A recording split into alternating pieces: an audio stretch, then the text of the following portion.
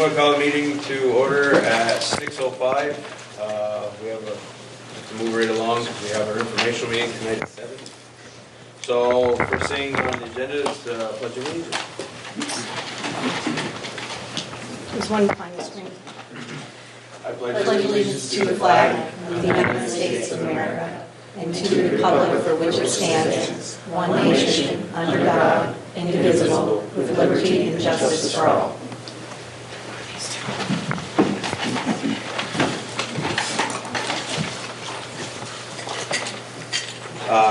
Next thing on the agenda is agenda amendments.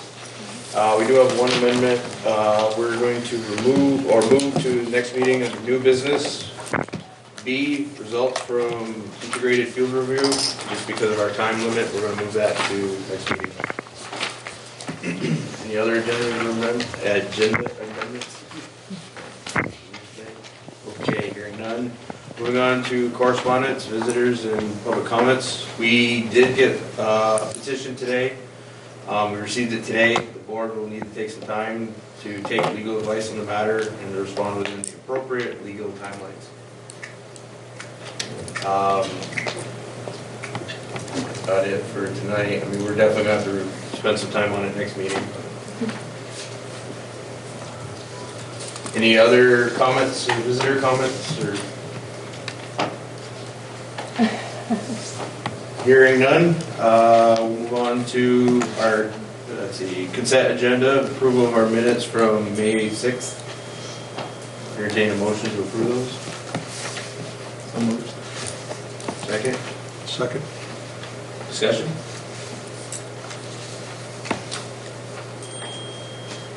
Hearing none, all those in favor of approving our minutes from May 6th, signify by saying aye. Aye. Opposed? Motion carries 5-0. Old business, second reading and possible adoption of following policies. So I hope people had some bedside reading over the past month, looking at those policies. I did put out a survey that just a few people responded to, and there were comments on just a couple. So if it's all right with you, I just want to talk about those where there were some comments, and then maybe we could go through them. I don't know if you're going to want to adopt them one by one, if you're going to want to, how you're going to do that. Most of the policies, the respondents thought they were fine as they are. Again, they are boilerplate right off the model policy site with just minor changes for our school district.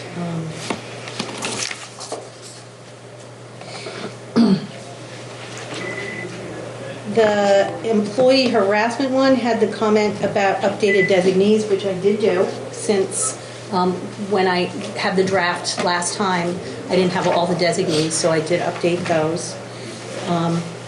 Somebody had a question about the age of 40 referenced in employee. That is a federal category of age discrimination.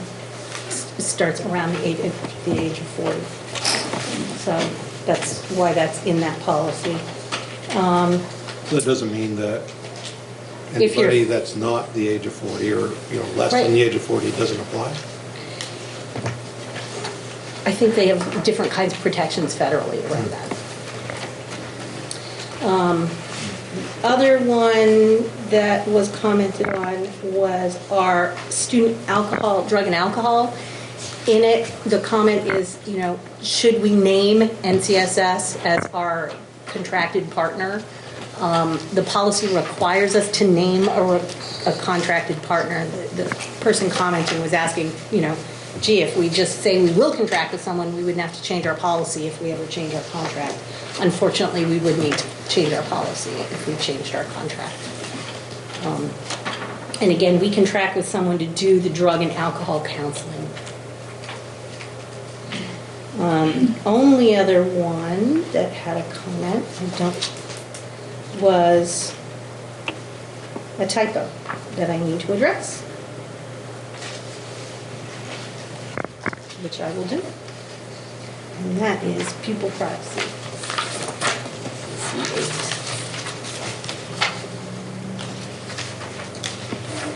The other one, that was the one I didn't see, or I would have fixed that before. My apologies to everybody. The question is, because we have a current nutrition and wellness policy that the administration and board worked on just over a year ago, really. Unfortunately, already is out of date. We had an audit or review from the federal nutrition program, and there were a few phrases that needed to be updated. So I think it's important that we have the model policy that meets the criteria of our, so we get our food grants, federal money for that. And then the recommendation really would be, if we want a more robust wellness policy, the administrative team would work on that and bring that to the board in the future. And then we can always upgrade to a more comprehensive policy if we want to do that. And I think that was it for the comments. No other comments. So I'm going to look at C8 and make that, fix that typo. So the nutrition one on section 4 under nutrition guidelines does have a section where we need to choose one of two options, it appears. Okay. 4D. Yeah, 4D. Let's go into that one.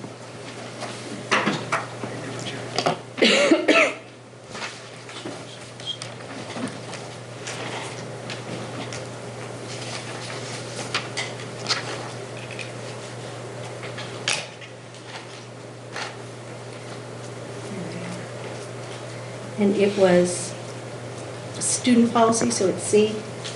What's the number on it? C9. Oh, the C9 is the policy, federal sorry. child nutrition. Okay. So, Second page. under nutrition guidelines, oh, that's right. So, all right, let's read this out loud. We can make the decision. District is required to establish nutrition guidelines for all other foods provided but not sold to students during the school day. We need to choose either one or two.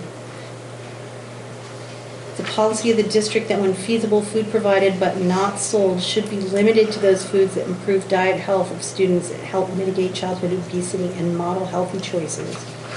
Or food provided but not sold will, at minimum, comply with the Smart Snacks standards. That's us. And that's the one we've chosen in the Number past. 2 is the one that we... Right, so would the board want to keep what they've had? Well, how does the community or parents know what those standards are? Like, if I'm gonna bring something for a celebration, how the heck am I gonna know whether I'm in Yeah, line the with school it? is supposed to be educating the families on what satisfies that requirement to be a SMART, which is not easy because it's a whole nutritional analysis that has to be done on food too. So I think cupcakes and cookies don't qualify. Right. That's my understanding. Right. Yeah. That's, I mean, like, you know, I think number 1 makes more sense. 'Cause, yeah, we don't want them to eat nothing but that, but at the same time, there is a place for everything in people's diets. And I feel like that is more long-term, learning about portions and, you know, appropriateness of when this is like, oh yeah, we're having a celebration, we can have something special, without having to do something that I will admit as a parent, no idea what that is. No This idea. number 1 doesn't give you that. So what's the difference? Like,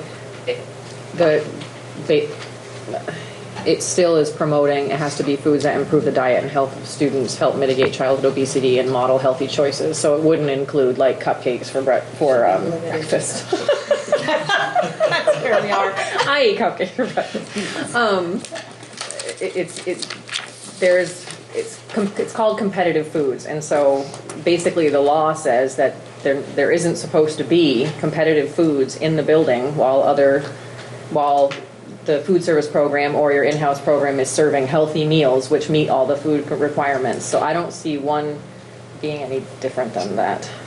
Number 2 would probably allow you a little more flexibility because there are some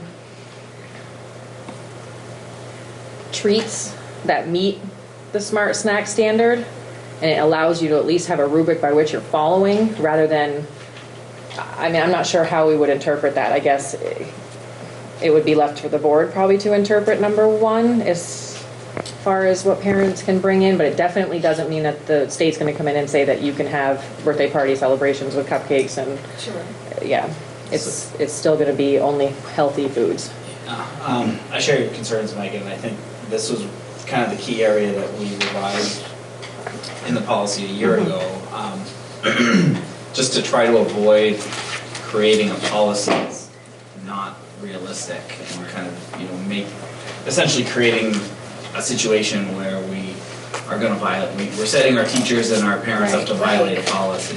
But what happens is if you don't meet these requirements that they're setting forth and they come in and they audit you in an admin review, they can say that they will work with you, but they could say, we are going to pull your federal and state funding from your hot lunch program because you're not following what the law says. So was this particular part of the existing policy something that they pointed out in the audit? The most recent one, I'm not sure. They We've had Smart Snacks come up before. But they did reference a few places in the policy where it didn't reference Smart Snacks, Right. and they didn't have the most current language. Nola? When we did the wellness and nutrition policy a couple of years ago, these things came up, and I'm also on the Highgate Parent Advisory Group for the food services. And questions like this usually do not pertain to parents. It's school-provided snacks. So like, if you had an end-of-the-year celebration and you wanted to give everybody in the school ice cream, that's where that was the explanation that I got, that's where these provided snacks would come in, and they could affect your That's funding true. if you did it regularly.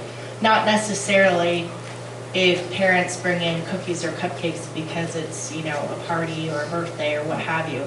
Although Highgate did find a way to solve that issue by just not allowing parents to bring in anything. And I'm not sure it's a great solution, but it was a solution that solved a problem they had. But that was the interpretation on this, was that it wasn't necessarily parents. I was under the impression, and when we did that policy, that it was mostly school-provided snacks. I don't necessarily think that's the case. I'm not okay. sure. And I'm sorry if that was a message that was delivered. And I'm more than happy to follow up on this. There's resources at the AOE that we can reach out to, but my understanding that it's any time during the school day, and even it extends past that into after school times and before school. Yeah, and I'm just the messenger, I'm not, yeah. I do know that this is something that school districts have struggled with, both in implementing it and communicating it to families, and even agreeing with it. The discussion I've certainly had in other boards. I mean, because I guess my opinion is that, a once-a-year, end-of-year ice cream sundae celebration is not the cause of childhood obesity. No. And so we've got all that covered in here. And so to provide a little bit of latitude for the occasional celebration, I think would be worthwhile if we're able to. The language we had in here previously was that the school shall inform parents, guardians, or other school volunteers to consider nutritional quality when selecting any food for donations, class parties, snacks, lunches, or other celebrations. So still an eye toward getting nutritional food into those and make sure there's a healthy option, but not to make it so that when one cookie comes in the door, we've violated the policy. So I don't know if that. If we Well, can I run just that worry by that, someone. I hear what you're saying, and I'm not trying to be difficult. I've sat through these admin reviews and had to explain why beg to serve popcorn. So it's very strict, unfortunately. But I interpret number 1 to be only healthy foods. So a cookie would already be a problem. Okay. So it wouldn't satisfy either one of those, unfortunately. Right. And if a cookie was being served during a mealtime or during a school day, at a time when a school was going through an admin review by the state of Vermont, we would get written up. Even though it says should be, not will. Yeah, it may be their interpretation of the rules being more strict than they should be, but that, I mean, I certainly don't want to set anybody up to be in violation No. of anything. It's just, yeah, it seems yeah, a it's, little over the top. yeah, I agree. And I'm, Does- again, I don't know if we have time, but I'm happy to reach out, and I'm sorry I haven't done that already. Now, but- if the board wants to have more information on this one, to look at those two options, we can pull this policy out and adopt it at the June 18th meeting. So when you say two options, do you mean 1 and 2 here, or you mean choosing one of those versus the language we have in the existing? This is the model. I can have all of it reviewed Right. and say, you know, I'd we're like to know looking if for we the can most insert this flexibility. for the parents and. Yeah, I agree. I think this Yeah. should get tabled to the next meeting, this one policy. Perfect. Thank Just you. make a snap.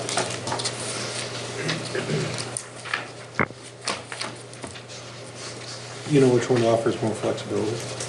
I think the one that you have existing does, but I'm not, I wasn't No, part of that. Which of the two Oh. options?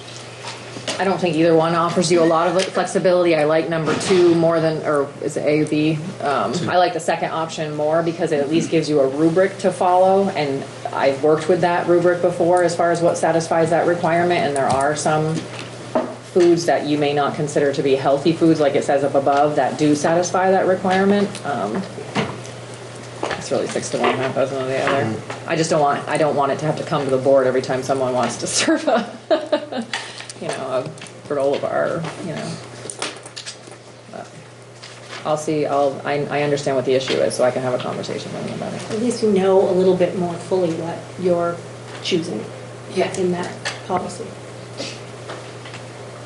Okay, so I've got that one noted. Do you want to go through them one at a time? What's the board's pleasure? Because you have 27, now 26. Well, I was wondering if maybe we could lump them by A, B, C. Sounds Move this good. along a little bit quicker.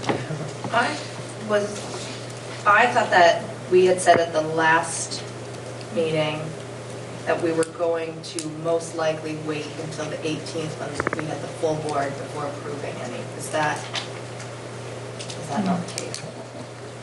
There was mention of that in the minutes. There were a lot for the policies? Yeah. Okay. We talked about it, but I remember hearing, go ahead and warn them for this meeting. Right. Because they're In case, right. because they're boilerplate. Yeah. And you relate, there isn't a whole lot of flexibility and change. And, Well, let's you know, talk that, through them. Huh? Let's talk through them in Yeah, groups so that we have, if there are questions that we want to have answered for the 18th, And you can have it. Okay. and then we can have them. And then if you don't want, if you look at it and everybody says, well, this one's fine, you can adopt that one. That makes sense. So we'll start with A, board member conflict of interest. This one was right off the model policy website with the name of the school district. Actually, I don't think there was even a place to put in the name of the school district. It's straight boilerplate. We've all been operating under that one, right? Everybody here on the board was on a previous board.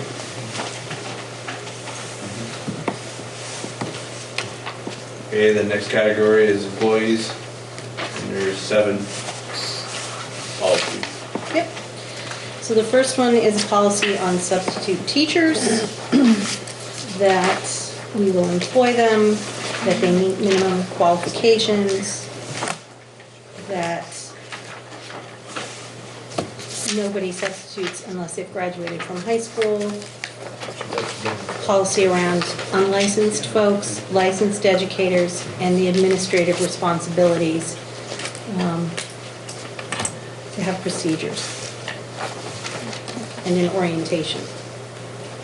I don't know, what do we do around orientation for substitutes? It's something we can probably work on.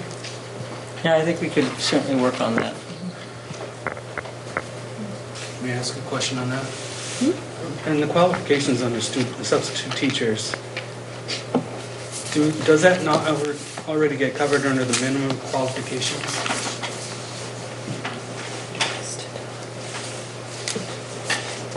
So, graduating from high school, Yes. and then unlicensed folks? No, up above. Outlined by VSBPE. Is that already covered under that? Is that line item needed, I guess? So, Or should those standards cover licensed professionals. And the Vermont Standards Board for Professional Educators are standards for licensed educators. So the minimum qualifications wouldn't cover that. But I'm wondering if rather than having qualifications, if we just put in parens, must be a high school graduate, rather than breaking it out. And then put, you mentioned qualifications, and you clarify what qualifications are. It just seems like it's It's repeated. redundant. Yeah, redundant. Is MVU the only school that contracts for substitute teachers? Yes. So you're saying we could take the qualifications and put that sentence under unlicensed persons, essentially? Because Okay, yeah. Yeah. Rather than. licensed Yeah. staff would have their high school diploma. Okay, so we'll go down there. Gets rid of it there. Okay. Yeah.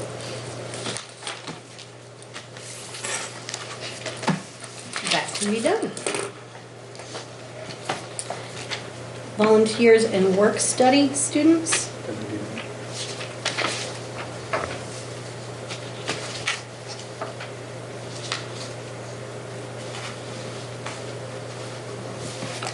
Question, do we do an orientation in any of the schools for volunteers and work study students? Work study students are typically under the purview of their educational, Right. and there are usually meetings that occur before you have new student teachers coming in. As far as volunteers, they have to come into central office. Yeah, and I think it's up to, purview really of each school, and what they do with their volunteers. Largely, the volunteers are really people that just go on a field trip and those kinds of things, but I think there's probably probably the principals could answer that better than I. I mean, what you do if there's a volunteer that maybe wants to come into the classroom or anything like that, do you have any type of basis? Well, when we have volunteers, if it's going to be somebody coming in on a regular basis, I meet with them, talk with them, I have them sign a confidentiality agreement. We do background checks.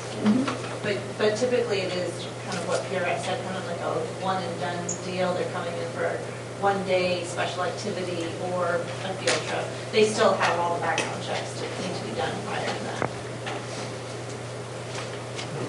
The main purpose of this policy is to ensure that everyone has a background check when they're coming into the school, even if they're a St. Mike's student teacher. Do we have interns? I'm sorry? Do we have interns? Usually, sometimes they're called interns, that would fall under work study student. Because they'd be coming with a higher ed purpose. Yeah, I was wondering if they would fall under volunteer or work study student. Interns are usually held to a higher standard for more of a background check, criminal background check through the police department. Does the school pay for all background checks?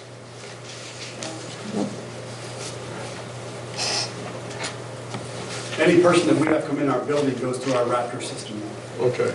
And the Raptor system must scan an ID into our system, and that scans against the National Sex Offender Registry list.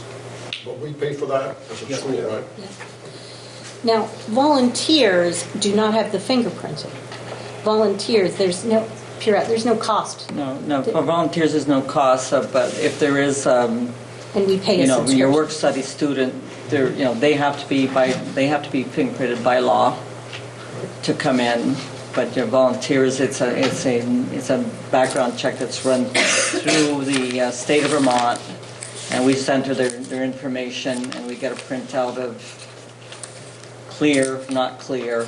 And there's also we also enter under adult or child abuse offenses, so there's 3 background checks that are done on volunteers, but they're all free.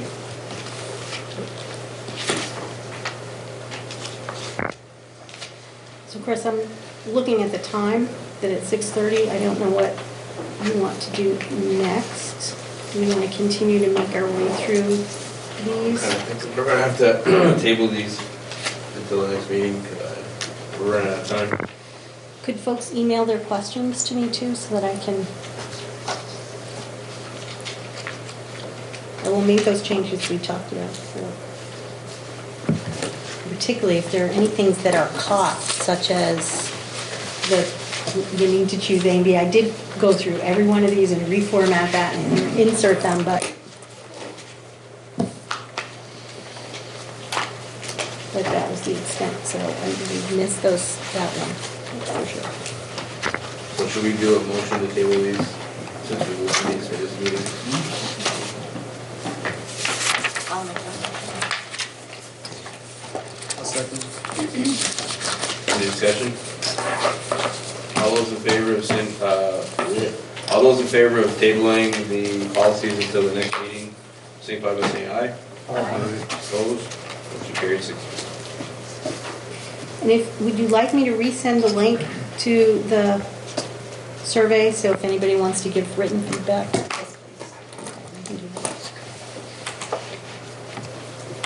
And if you prefer to email me, go right ahead and do that. Okay, on to new business, approval of continuous improvement plan.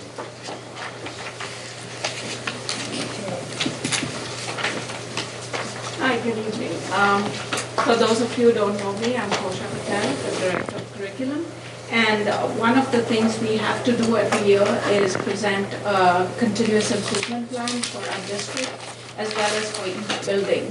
These continuous improvement plans are sent to the Agency of Education, and then they are approved, and all the federal funding that we request has to be based on the steps that you put in your continuous improvement plan.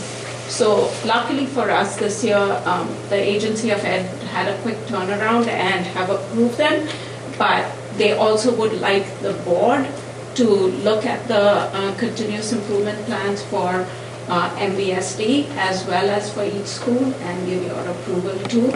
So what I have here is packets which have copies of all the schools' improvement plans. So if you would take a look.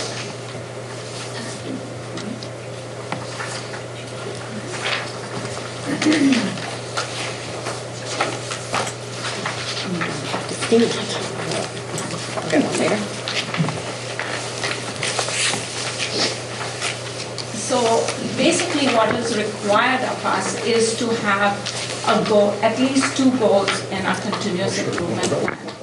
And I'm going to the one that's right on top. For our district, we have to have one goal which is focused on academic proficiency, and we have to have one goal that's connected to safe and healthy schools. So what you see right on top is our academic proficiency goal, and basically we are talking about steps we are going to take to improve academic proficiency in literacy, math, and science. And then we have to give what changes we're going to make and how we're going to measure those changes. If you flip to the back side, that's our second goal, which is safe and healthy schools. And it really deals with the social emotional learning in our students. So we outlined our goal by saying that we want students to have life skills and resiliency to regulate emotions and behavior related to school and life success. And then under that, we gave some ideas about what we're going to do and how we're going to measure it. So that's the first one you see, which is our district continuous improvement plan. And then the other plans that are in your packet are for each school. So each school took this basic plan and they added a few steps, which you'll see in blue, that were very specific to their school. So we want to be able to customize it so that it's continuing with the work that they've already begun in their schools. In Highgate for social emotional learning, they've really adopted the restorative practices that they started a lot of professional development last year, and they're building on it this year. So you will see that in their plan. In Swanton, they've really focused on resiliency training and with Joelle Van Lint, and they've really tried to build their trauma-informed school system. So again, if you turn to the second page of Swanton, you'll see in blue some of the things that they've really focused on for their school building. The third one you see is Franklin. And in Franklin's plan, they've added some of the professional development goals for academic proficiency that they've really identified based on their student data in terms of what will enhance student achievement even further. And then the final one is Every Youth Plan. And they have really focused themselves next year to have a published and guaranteed and viable curriculum for academic proficiency. We already have a published curriculum for K-6, and now we want to add the 7-12 so that it will be something that anybody would be able to access. Who will be responsible to make certain that happens at NPU? Will it be Jen DeSorga? You with her? Yes. And all the leadership, all the department leaders will be involved too, and the coaches. And then for their social emotional learning, they are really focusing next year on adding more expertise to the collaborative problem solving that they started this year with Pink Kids from Boston. They've had weekly coaching meetings through video conferencing with a core group of behavior specialists and coaches. And in addition, they're building for the capacity. 4 classroom teachers were sent to that training this year, and they are going to now get the video conferencing, which is every week. And so they're actually problem solving with an expert with specific students in mind. So we are going to continue building on that. They're also really working on the social emotional curriculum. We really want to devise one K-12, but they want to focus their work on using advisory groups and really focusing on those skills that students need in order to be successful in school. They're also going to work a little bit on revising their referral process, as well as they want to pilot a universal screener so that we are able to identify those students who are at risk right up front at the beginning of the year and start working with those students.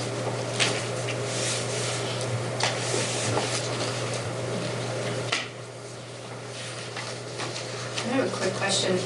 The screener, would that be like a new hire? Would that be somebody already? That's actually like a survey. Okay. It's like a survey. It's like a high risk behavior. They are looking into a couple of different screeners now because different surveys give you different information. So I talked to Jen and she said there are a couple of them that she and Steve Messi are really looking at in terms of what is going to give them that information that's going to help identify those students who they need to really be targeting at the beginning of the year. Now, this is something a teacher would do, reflecting on a student based on that student's behavior and what they've observed, not something a student would take. Students would. So the student would take it. Yeah, it's student surveys. Excellent. And then they would compile that data also in order to see, are there trends, are there like seeing certain things that we need to maybe work on more in terms of our whole group. So the purpose of this screener is really to help us identify what the needs are. Okay, thank you. So I would, Question, and maybe this is more for Julie.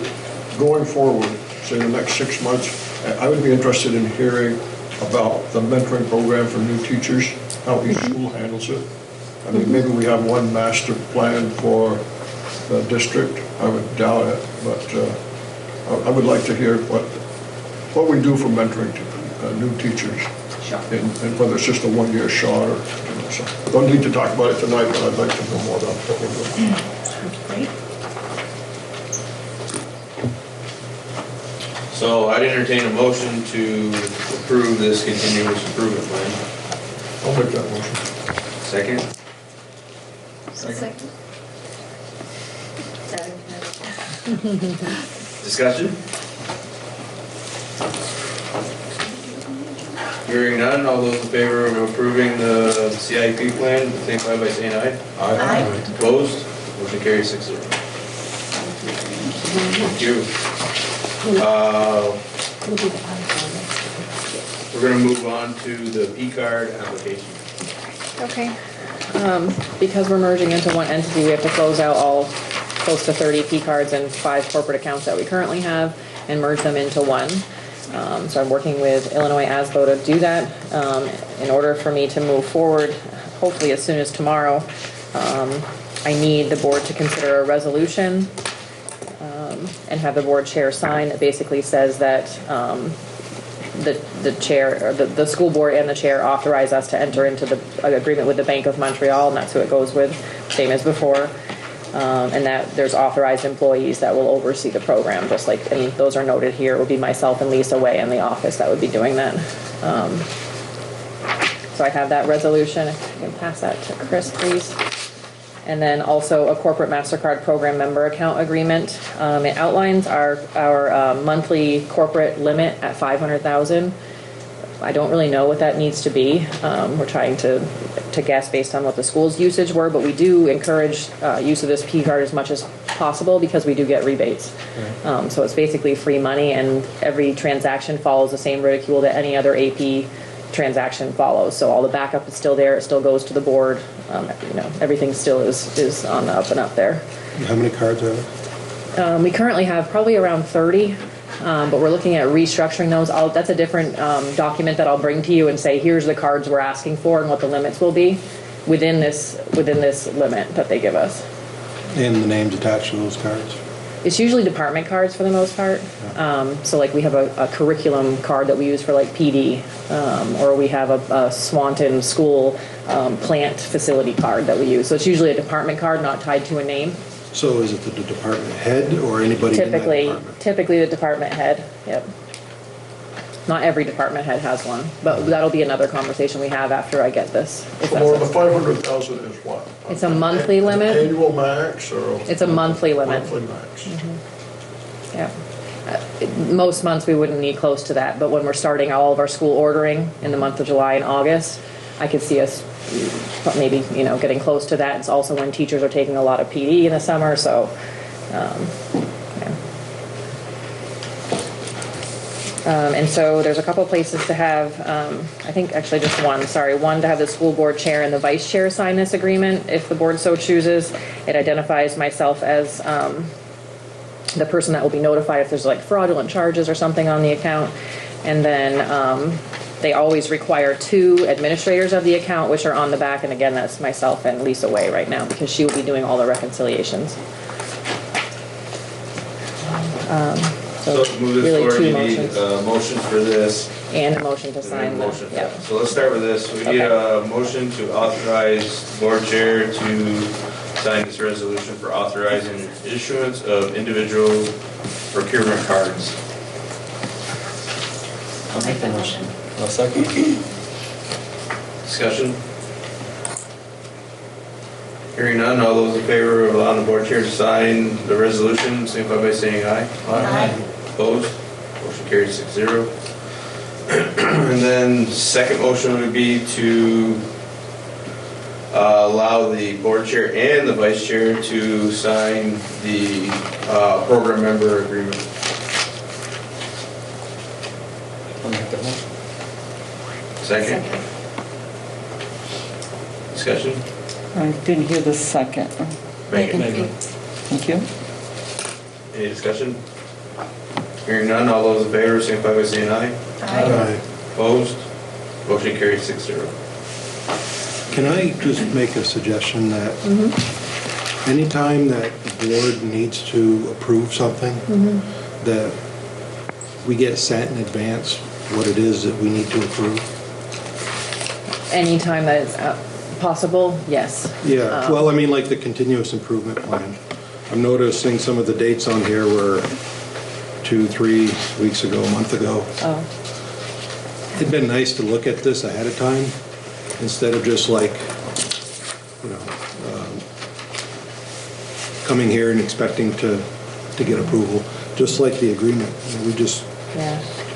Unfortunately. nobody looked at the agreement, but Yeah. yet we Right. said it's okay to sign it, so. Sure. Unfortunately, right now, I can't speak to that document you have in front of you, but is this agreement, I literally got it yesterday, and we have people breaking down our doors because I shut down all the other cars so that we could end the year.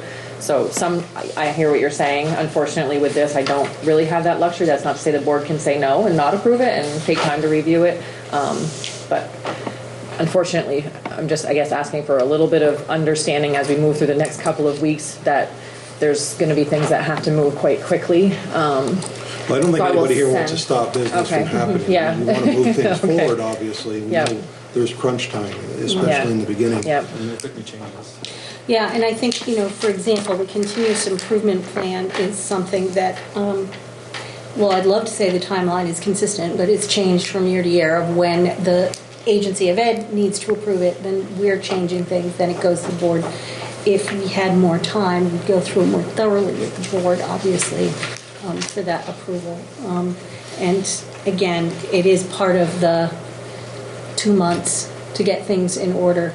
But that feedback is important so that we can schedule out the board meetings. That's why we want 2 meetings a month, so that we can have the ample time to make sure the board has the information it needs. And still turn things around as quickly Yeah. as possible. Yep.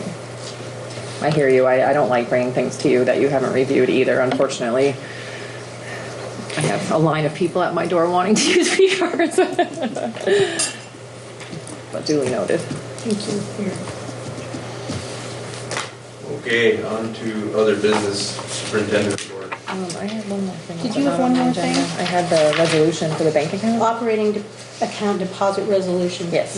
Oh, I thought that was this, okay. No, I'm sorry. That was both for the P cards. This is, the board had granted us the authority to enter into a contract, to award an operating account for MVSD to a bank with the best interest rate. So we did that. It was People's United. I now have an omnibus resolution that needs to be signed. It will need to be signed by Robin Bluen, the treasurer, and the board chair. And basically, it just allows, it says that you have the authority to open the account, and this is the document that I need to actually make that happen. This is a follow-up to what was already done. Yes, yeah, you've already allowed us to award. All right, I'll entertain a motion to allow the board chair and the treasurer to sign, Robert Bluen to sign the resolution. I'll move that. Second, Second. discussion?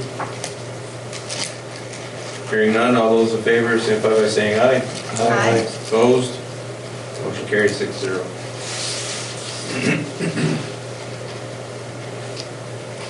Thank you. So we have a few minutes before the next presentation. I wanted to go through, since we had a little time, some of the activities that we've gone through, and it's very different. I'm trying to figure out which glasses on, glasses off, which screen to look at, honestly. If I put it to 100%, you can't, it's kind of difficult to see. Oh, that's a little better. You remember when we were in Highgate, for whatever reason, when I projected it, you couldn't see anything. It was dreadful. If you remember, I sort of color filled in the ones that we're looking at now. We have those tasks that needed to be done immediately when the district organized. Those things that had to happen within the first 30 days. That's pretty much everything because it was a 60-day window, and things we have to get done prior to operations. Other things are going into, things that we can do afterwards. So if it's red, it's new. If it's black, you've seen it before, as far as the little boxes. And if something moves from IP in progress to it's now completed, we'll put it back to red again. So new things that have happened since we met in May. You adopted a budget in May for presentation to the voters. And all of the tasks in terms of governance and roles and responsibilities and organizing this board have started. When you get into the business office operations and finance, a lot is in progress. Letterhead for checks have been ordered. We're working on letterhead for correspondence. A new district logo and possible letterhead is being designed with a graphic designer and will come before the board. We've obtained the new tax ID.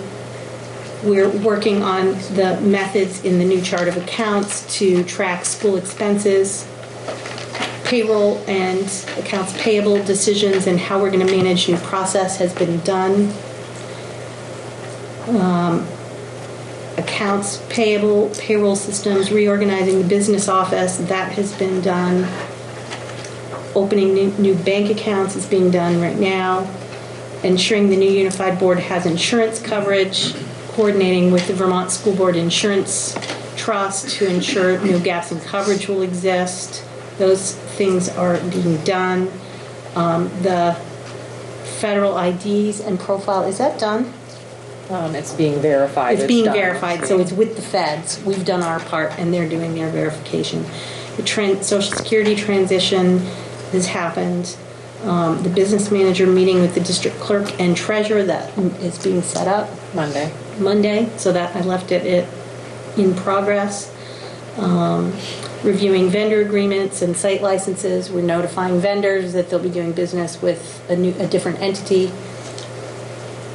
Please jump in anytime. Well, there's a lot of things that aren't on that list. I know. There's a lot of other things too. But this is to give the board an idea of some of the tasks. Yes. In terms of HR, one of the tasks that we have just gone through is because typically you have a year and a half to organize, and you have non-union staff and union staff. We ordinarily would have been opening negotiations within 30 days of organizing, and then we'd have like a whole year to negotiate.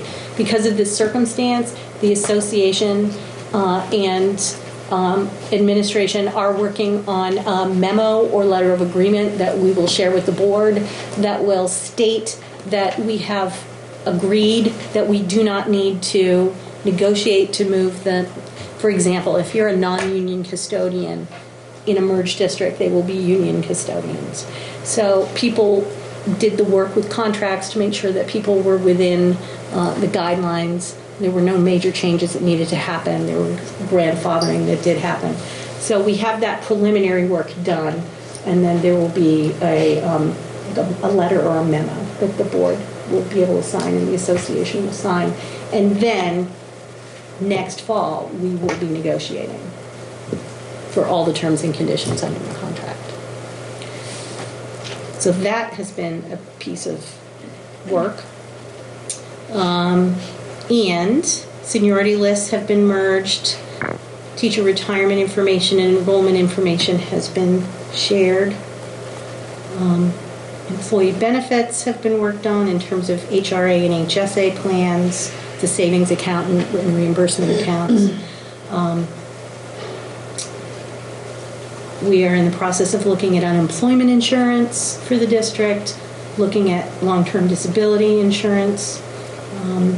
And some of the teachers have had this already, but essentially when July 1 happens, everybody is an employee, a new employee of a new district. Now, we all keep our seniority and all of those things. None of that goes away. But in terms of federal government, you got to fill out do I-9s and W-4s and have your 2 forms of ID and go through that process. And HR has been going and scheduling times in each school building so that they can make that as easy as possible for all employees. I think they're going to some schools twice, and then we'll be doing it obviously in central office for anybody who misses that opportunity. But that's something every employee needs to do. And I think those are the big ones. The writing of the federal grants in terms of curriculum and that piece, and the continuous improvement plan that you saw today. And I do want to say, if you have any questions, COSHA is available and would be happy to answer any questions about your continuous improvement plans. And then we have a plan for those folks in early childhood paraeducators have not previously had to be highly qualified, and we are planning to make sure that that happens as well, as they'll be coming into the master group. So that's part of all of what's been going on in the past month. Has there been a delay, since I read somewhere, maybe this is for Laura, in some of the requirements, I don't know if it's charter accounts or such thing? 2 years.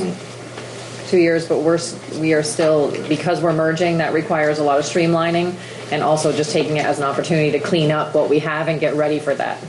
So that's how we're sort of approaching this. Yeah. But yes, 2 years.